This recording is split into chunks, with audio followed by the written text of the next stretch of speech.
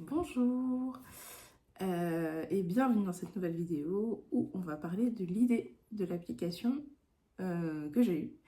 Et puisque du coup le but de cette chaîne c'est de parler de l'idée, de montrer comment je passe de l'idée à l'application.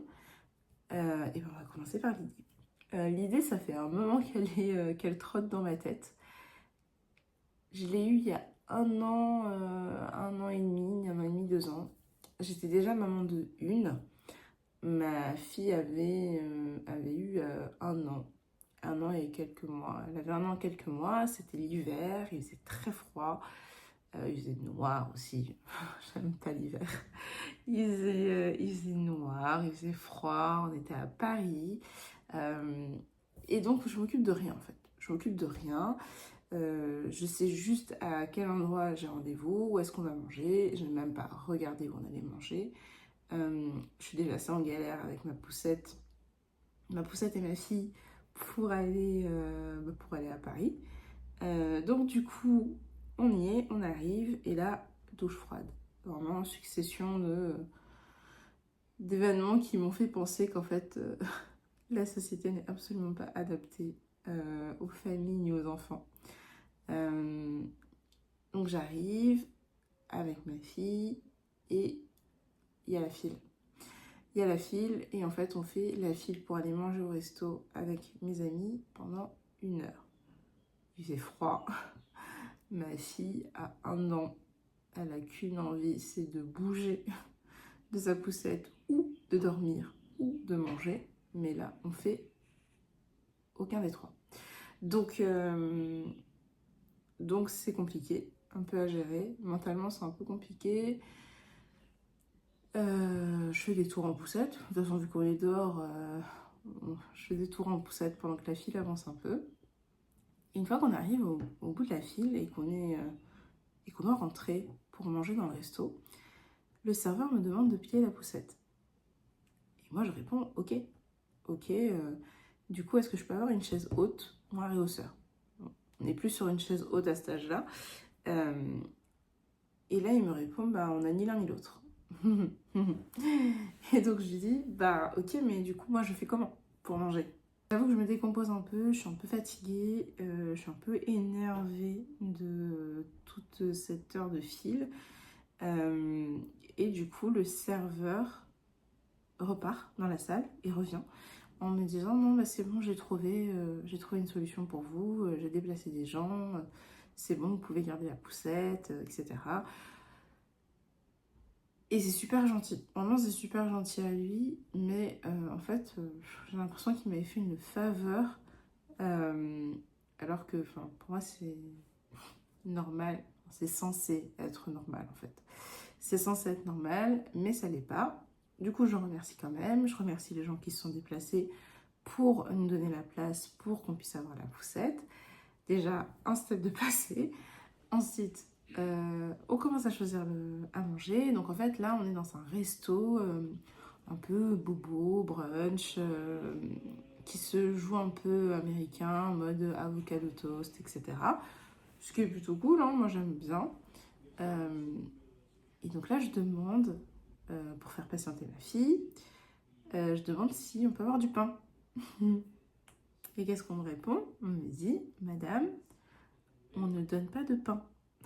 Alors franchement, là je pense que ça n'a même pas, ça n'a rien à voir avec les enfants, mais je me dis, en France, à quel moment dans un resto on donne pas de pain? Enfin, ok, si on est au Jap ou au chinois, quoi, mais du pain.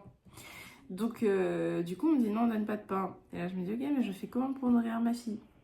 Donc, j'ai toujours un petit plat au cas où, à cette époque-là, j'avais toujours un petit plat au cas où dans mon sac à faire réchauffer, que je demande à faire réchauffer, qu'ils veulent bien faire réchauffer. Et du coup, que je lui donne. Donc, le repas se passe, c'est un peu serré, mais ça passe. C'est sympa. Et il y a un moment où je dois la changer. Mais évidemment, on est à Paris. Il n'y a pas qu'à Paris d'ailleurs. Mais du coup, les toilettes sont trop petites. Il n'y a pas d'espace pour pouvoir changer ma fille. Et donc là, bah, je me retrouve encore coincée. Je me retrouve encore coincée. Et la vérité, c'est qu'en fait, j'étais hyper heureuse de revoir mes amis. C'était vraiment très cool. Mais de devoir gérer à chaque fois chaque petit obstacle parce que bah, c'est pas adapté à la présence aux enfants, et ben en fait ça crée un sentiment de un petit goût amer comme ça, un petit goût amer dans l'expérience et dans le truc, et on se dit en fait pourquoi est-ce qu'il faut toujours lutter, pourquoi est-ce que c'est si difficile, pourquoi les lieux sont pas adaptés en fait tout simplement. Et voilà, et donc du coup, pour revenir à l'idée de l'application, l'idée c'est que bah, y a des lieux qui sont adaptés, même si tous les lieux devraient être kids friendly, family friendly, et c'est le cas dans beaucoup de pays en fait, dans beaucoup de pays, ne serait-ce que si on va pas très loin, en Espagne, à Barcelone, mon amie elle me dit mais en fait à Barcelone t'as même pas à réfléchir, tous les restos sont kids friendly, les enfants sont accueillis, il y a la place pour tout le monde, on réfléchit pas et tout est fluide. Et en fait, on se rend compte que c'est pas fluide quand il y a pas ce qu'il faut, tout simplement. Euh, mais c'est pas pour autant qu'il faut baisser les bras parce qu'en fait, bah, il y a des bonnes adresses. Il y a des adresses chouettes à Paris et dans d'autres villes en France et même partout en Europe ou dans le monde si on va plus loin. C'est juste que bah, il faut les connaître. Et pour les connaître, c'est le bouche à oreille. C'est le bouche à oreille, c'est bah, les parents qui connaissent des endroits, des pépites, etc.